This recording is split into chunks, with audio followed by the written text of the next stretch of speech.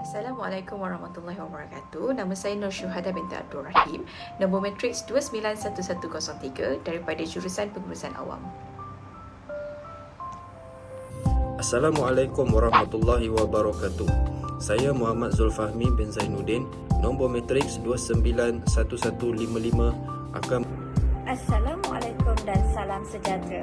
Nama saya Nur Hidayah binti Abdul Manan, memegang nombor matrik 290996 berpusat di UUM Kuala Lumpur. Hai, Assalamualaikum dan salam sejahtera. Nama saya Edwin bin Muhammad Kempal, nombor matrik 290940. Assalamualaikum warahmatullahi wabarakatuh dan salam sejahtera kepada Puan Nur Fariha Muhammad Noor. Saya Muhammad Hikam Fashla bin Amir Hasan, nombor matrik 291079 beserta rakan-rakan. Ingin membentangkan tugasan bertajuk Pakej Rangsangan Ekonomi Prihatin Rakyat.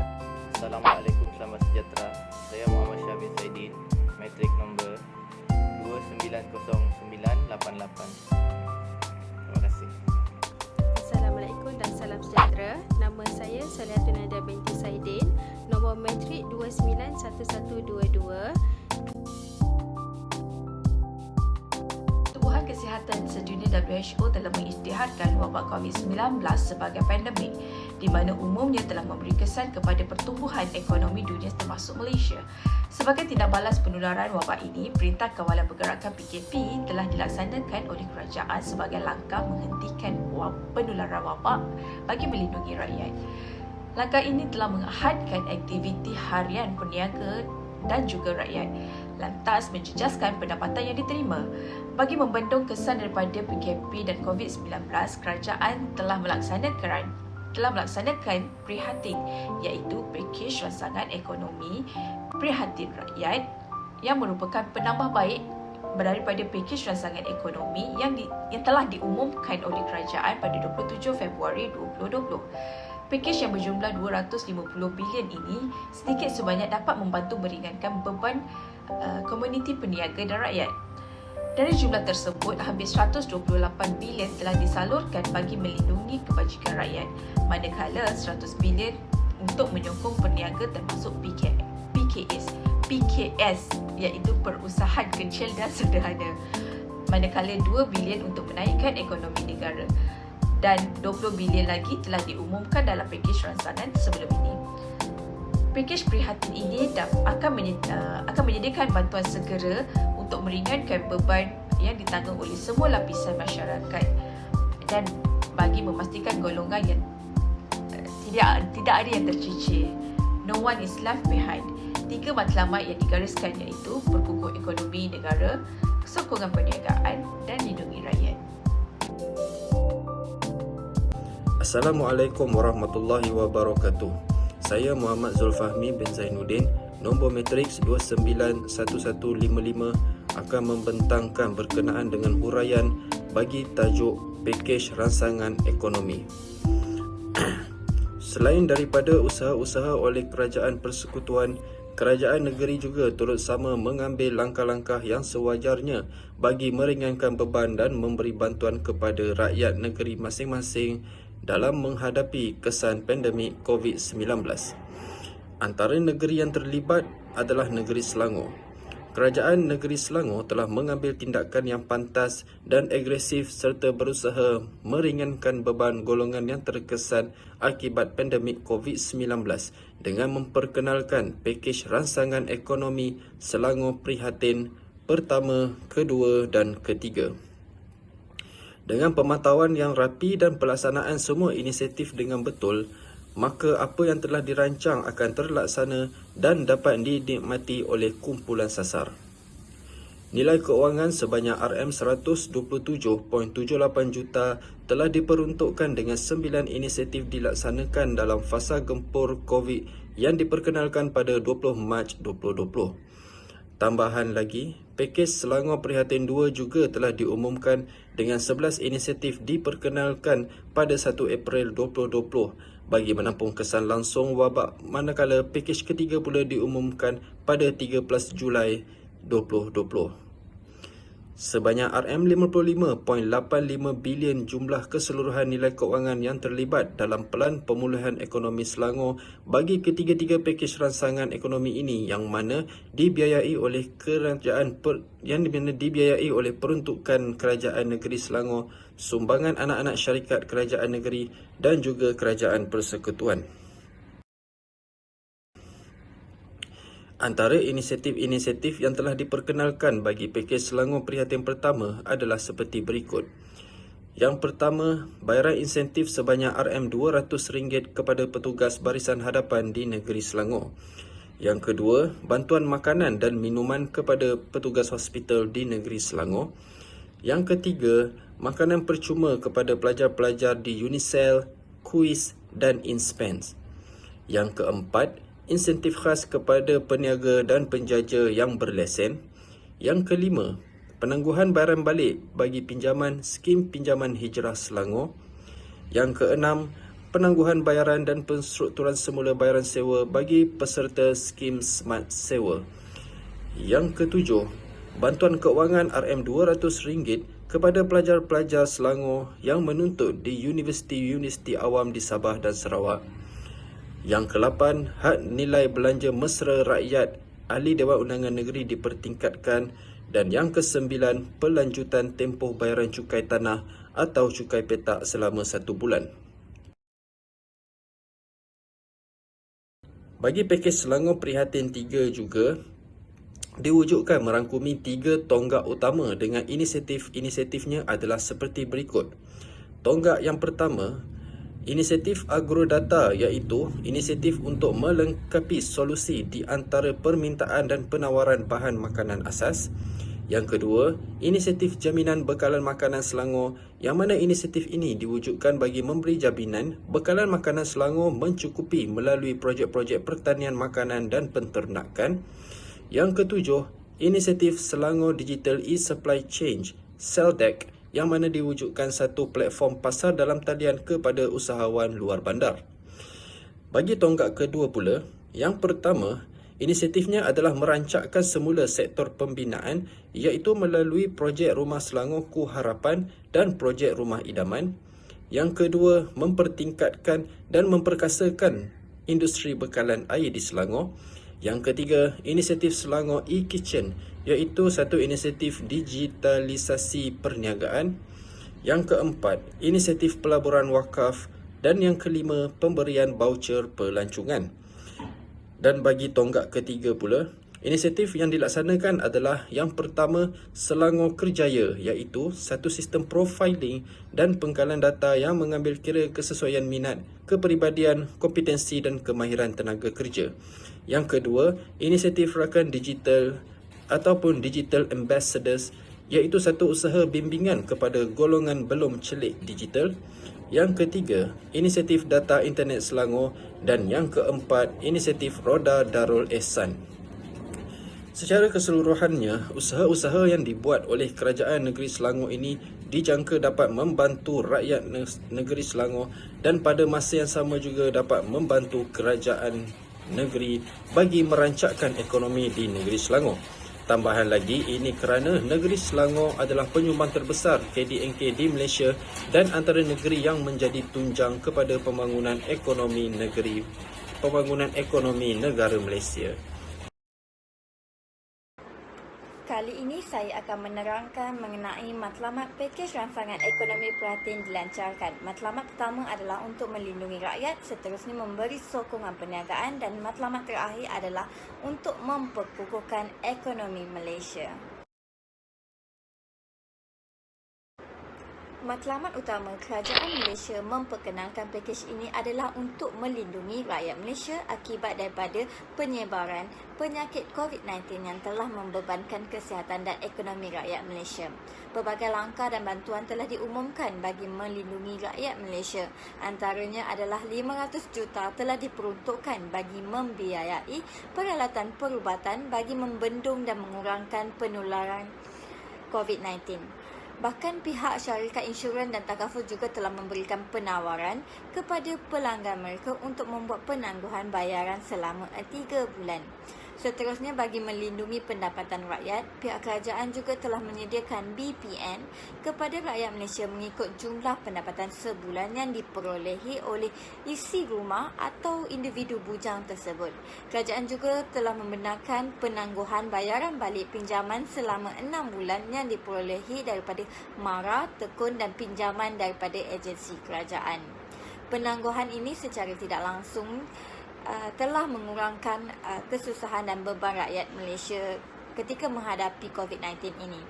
Hal ini supaya rakyat Malaysia dapat mengutamakan perbelanjaan keperluan terlebih dahulu seperti perbelanjaan makan minum. Matlamat kedua pakej ini diperkenalkan adalah untuk memberikan motivasi dan bantuan kepada peniaga-peniaga yang terkesan disebabkan oleh penularan COVID-19 ini. Antara bentuk sokongan tersebut adalah dengan menyediakan dana bagi membantu perusahaan kecil dan sederhana yang sedang menghadapi cabaran dalam meneruskan perniagaan mereka. Beberapa dana dan bantuan disediakan, antaranya adalah pihak kerajaan menambah dana dalam tabung bantuan kemudahan khas. Selain itu, syarat kelayakan bagi skim kredit mikro juga dilonggarkan kepada minimum 6 bulan syarikat tersebut beroperasi. Sokongan dan bantuan ini dipercayai akan membantu PKS dalam mengharungi cabaran dan halangan yang dialami oleh pihak PKS. Seterusnya, satu program telah diumumkan iaitu program kewangan sosial. Program ini dengan usaha kerjasama institusi perbankan Islam dengan tujuan untuk memberikan bantuan kepada usahawan B40 yang kehilangan punca pendapatan akibat COVID-19. Matlamat terakhir pakej ini dilancarkan adalah untuk memperkukuhkan ekonomi Malaysia. Pihak kerajaan tekad untuk menumpukan fokus mereka kepada aktiviti pelaburan domestik, antaranya dengan menaik taraf beberapa sekolah daif di negeri Sabah dan Sarawak dan membersihkan rumah ibadat serta balai polis. Selain itu, terdapat beberapa projek yang dijalankan bagi menambah infrastruktur di kawasan pedalaman dan Felda. Hal ini supaya rakyat yang berada di luar bandar juga dapat menikmati kemudahan yang disediakan oleh pihak kerajaan. Bahkan bagi membantu meningkatkan kewangan negara, Perdana Menteri, Jemaah Menteri dan Timbalan Menteri telah bersatu dan bersetuju untuk memotong gaji mereka selama 2 bulan dan mendermakan ke dalam tabung COVID-19. Hal ini secara tidak langsung menunjukkan keprihatinan dan mereka terhadap kesusahan yang dialami oleh rakyat Malaysia.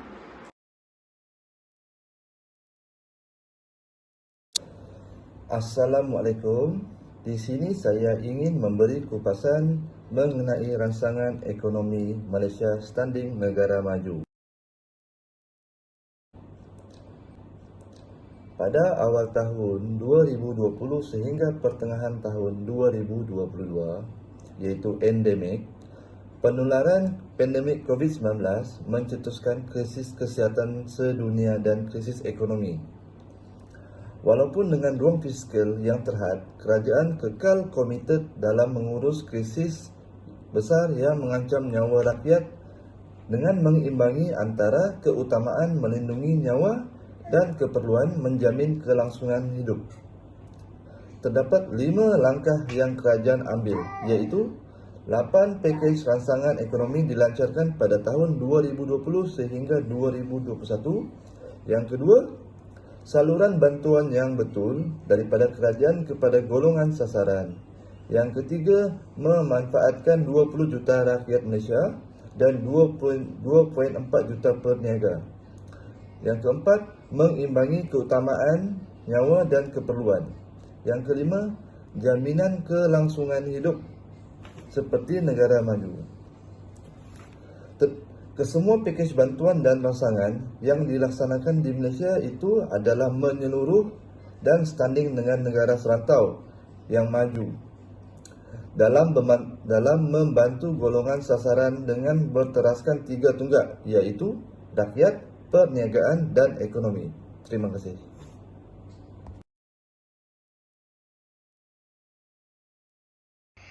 Saya akan membentangkan kupasan pakej rangsangan ekonomi prihatin rakyat yang kedua, iaitu mengambil kira pakej rangsangan ekonomi prihatin rakyat pada tahun 2020. Pada 27 Mac 2020, Yang Amat Berhormat Tan Sri Muhyiddin Yassin, Perdana Menteri Malaysia pada ketika itu telah mengumumkan pakej rangsangan ekonomi yang memberi manfaat kepada rakyat Malaysia.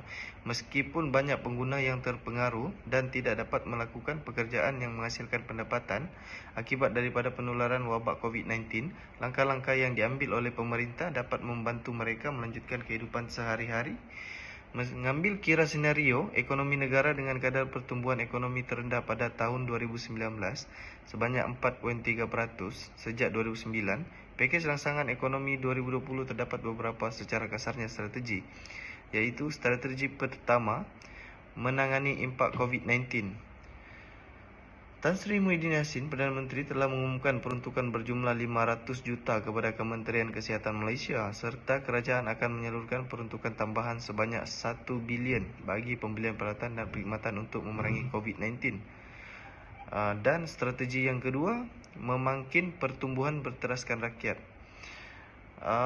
Tan Sri Muhyiddin Yassin juga telah mengumumkan pakej rangsangan ekonomi Prihatin Rakyat atau Prihatin sebanyak 250 bilion yang akan memberi manfaat kepada rakyat Malaysia.